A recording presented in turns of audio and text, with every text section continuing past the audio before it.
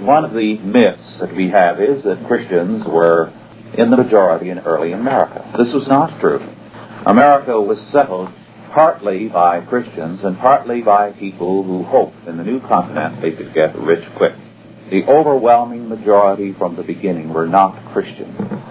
But in the colonial era, because the Christians were so forceful and strong in their convictions and in their leadership, they kept a tight rein on things, and a tight control. You will recall I pointed out on another occasion that the Puritans, when they conquered England, never numbered more than 4%. History is never dominated by majorities, only by dedicated, knowledgeable minorities. To give you some figures on that, again from Ferry's, he points out of the 101 immigrants aboard the Mayflower, only 12 belonged to the First New England Church. Not more than 1 out of 5 of the Massachusetts Bay colonists during the early years were members of the church.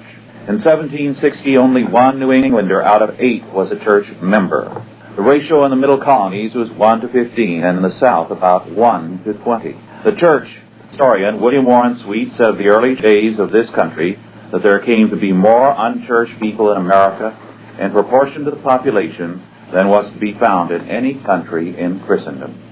In 1800, only an estimated 7% of the population were church members.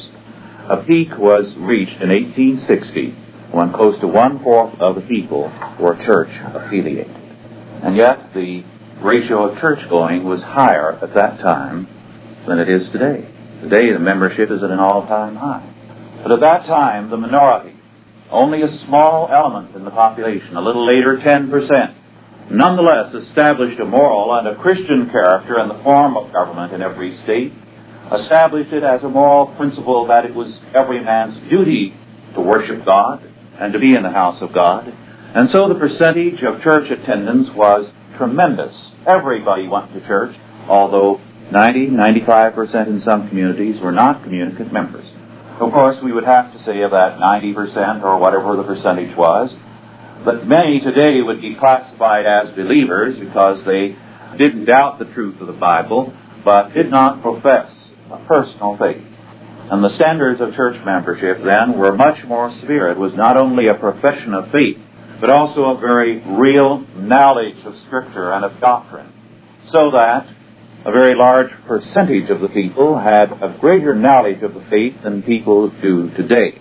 The standards today are very cheap, very much lower than they were very high in the colonial period.